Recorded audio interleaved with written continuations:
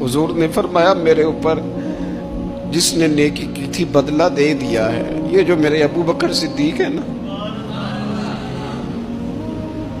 इनको मैं अल्लाह की बारगाह में ले जाऊंगा, कहूंगा मालिक तू ही बदला अता फरमा।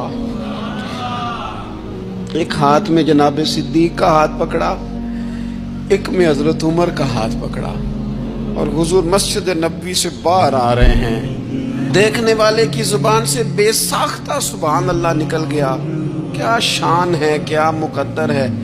तो हुजूर अलैहिस्सलाम रुक गए और रोक के फरमाया तू हैरान हो रहा है ना, तू हैरान हो रहा है ना कि मैंने एक हाथ में अबू बकर को पकड़ा है, एक में उमर को पकड़ा है। फरमाया कयामत में जब मेरी कब्र खुलेगी तो मैं इसी तरह कब्र से निकलूंगा, इस तरह मैदान माशर में मैं आऊंगा।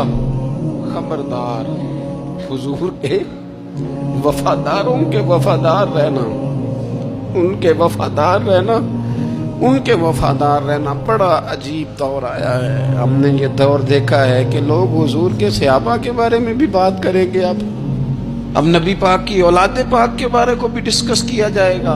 अपना मुंह तो देख, अपनी हैसियत देख, और फिर वो बंदे देख जिनको अल्लाह ने चुन के अपने महबूब की गुलामी के लिए हुजूर के करीब बिठाया।